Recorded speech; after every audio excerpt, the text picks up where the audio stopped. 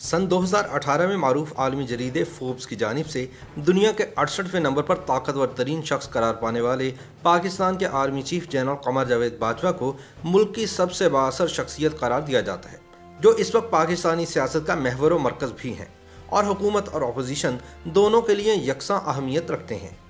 अपनी मुद्दत मुलाजमत में तौसीफ़ पाने वाले जनरल बाजवा मुल्क के ताकतवर तरीन ओहदे पर फाइज हैं। याद रहे कि इन्हें वज़ीर आज़म नवाज शरीफ ने out of turn army chief लगाया था और बादशाह इन्हीं पर खुद को इक़्तिदार से बेदखल करने और इमरान खान को वज़ीर आज़म बनाने का इल्ज़ाम भी लगाया। जनरल कमर जावेद बाजवा ने फ़ौज के सरबराह की हैसियत से 29 नवंबर सन 2016 को अपनी जिम्मेदारियां संभाली। इससे पहले वजारत दिफा की जानिब से उस वक्त के वज़ीर आज़म नवाज शरीफ को नए आर्मी चीफ के लिए 5 सीनियर मोस्ट लेफ्टिनेंट जनरल्स की समरी भेजी गई थी, जिनमें पहले नंबर पर लेफ्टिनेंट जनरल जुबैर हयात सबसे सीनियर थे, जबकि दीगर सीनियर अफसरान में lieutenant general Ishfaq Nadeem, lieutenant general Qamar Javed Bajwa, lieutenant general Javed Iqbal Ramday और लेफ्टिनेंट जनरल इकरामुल हक का नाम शामिल था। लेकिन नवाज शरीफ ने बतौर वज़ीर आज़म जनरल कमर जावेद बाजवा को आउट ऑफ टर्न प्रमोशन देने का फैसला किया, जो हमेशा की तरह गलत साबित हुआ और इनके गले पड़ गया।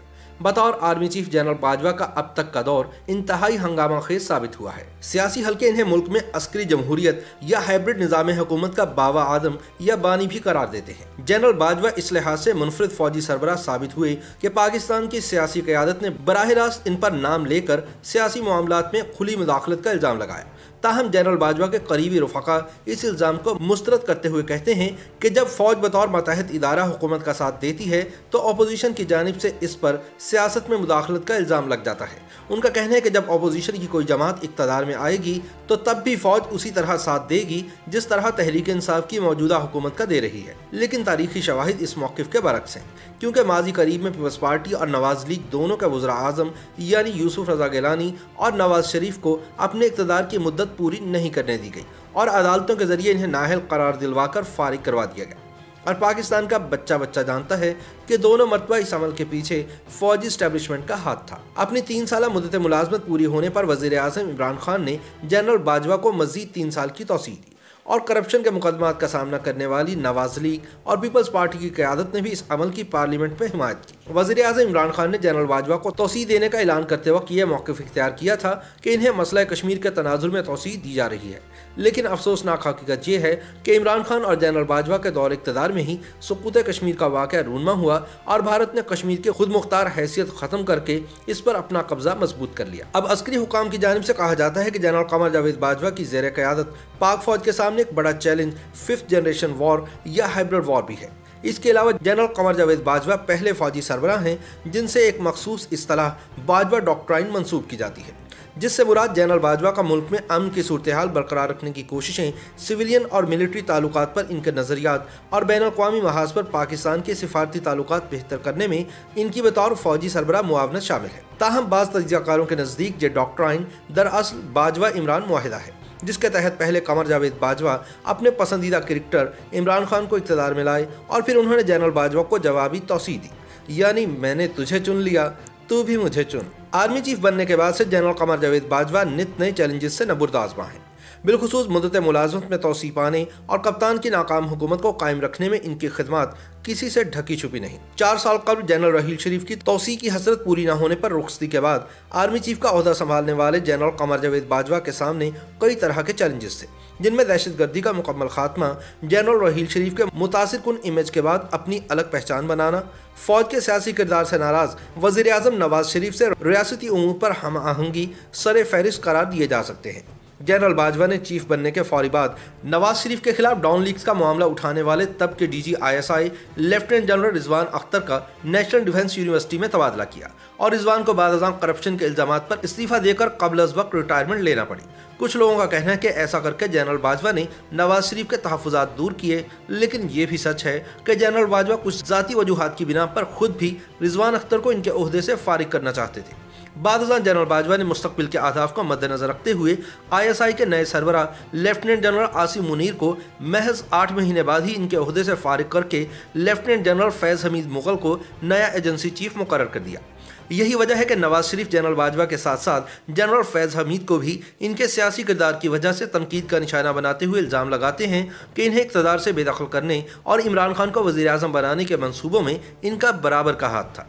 ताहम अस्करी ज़राए इन इल्ज़ामात की सख्ती से तरदीद करते हैं और याद दिलाते हैं कि नवाज शरीफ की बेदखली या इमरान खान के वज़ीर आज़म बनने वक्त तो जनरल फैज़ हमीद ISI चीफ के ओहदे पर फाइज ही नहीं हुए थे, लेकिन नवाज शरीफ का करीबी ज़राए का दावा है कि फैज़ हमीद मुग़ल तब भी ISI में एक ताकतवर जर्नैल थे जिनके इमाम पर तहरीक लब्बैक ने रावलपिंडी के फैज़ाबाद इंटरचेंज पर इनकी हुकूमत के खिलाफ धरना दिया था। जहां तक जनरल कमर जावेद बाजवा की बात है तो इनके खानदान का ताल्लुक गखड़ मंडी से है। 11 नवंबर सन 1960 को पाकिस्तान के सबसे बड़े शहर कराची में पैदा होने वाले कमर जावेद ने 24 अक्टूबर सन 1980 में फौज में कमीशन हासिल किया। इनका ताल्लुक पाक फौज की यूनिट 16 ब्लोच रेजिमेंट से है। General Qamar Javed Bajwa naval post graduate university Monterey California America के फारगुल तहसील है। वो Canadian forces command and staff college और नेशनल डिफेंस यूनिवर्सिटी इस्लामाबाद के भी ग्रेजुएट हैं।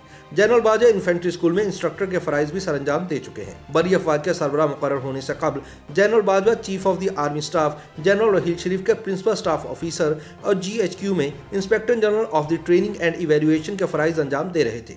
ख्याल रहे कि inspector general of the training and evaluation वो ओहदा है जिस पर आर्मी चीफ मुकर्रर होने से कबल जनरल रहील शरीफ भी फाइज थे।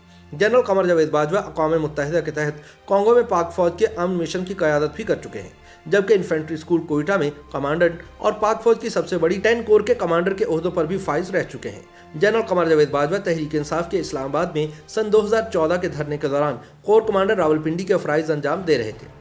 इनका ताल्लुक फौज की जिस इन्फेंट्री ब्लोच रेजिमेंट से है वो इस रेजिमेंट से आर्मी चीफ बनने वाले चौथे अफसर हैं। इनसे पहले पाक फौज के सरबराहान बनने वाले जनरल मोहम्मद याहिया खान, जनरल मिर्ज़ा असलम बेग और जनरल इशफाक परवेज़ कियानी का ताल्लुक भी इसी रेजिमेंट से था और इन तीनों को सियासत का ठरक था जिसका खमियाजा पाकिस्तान को भुगतना पड़ा। जनरल बाजवा ने अपनी मुद्दत मुलाजमत में 2 सियासी जमातों मुस्लिम लीग नून और तहरीक इंसाफ की हुकूमतों और 3 वज़रा आज़म के साथ काम किया। ताहम साबिक वज़ीर आज़म नवाज शरीफ और इनका साथ सिर्फ 8 माह का था। नवाज शरीफ और शाहिद खाकान अब्बासी के अदवार में इस्टेब्लिशमेंट और हुकूमत के ताल्लुकात को बदतरीन करार दिया जाता है।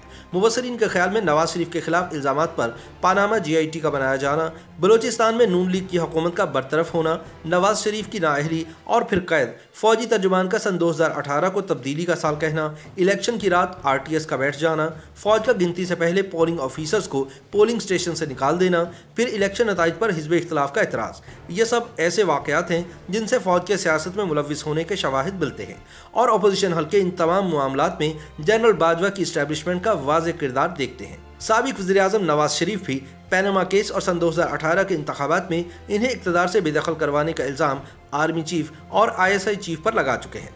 नाअहल होने के बाद नवाज शरीफ ने एक इंटरव्यू में यहाँ तक कहा था कि ऐसा मुल्क नहीं चल सकता जहाँ 2 मुतवाज़ी हुकूमतें हों। अब नवाज शरीफ का ये मौक़िफ़ है कि पाकिस्तान में रियासत से ऊपर भी एक रियासत मौजूद है जिसे वो तस्लीम नहीं करते।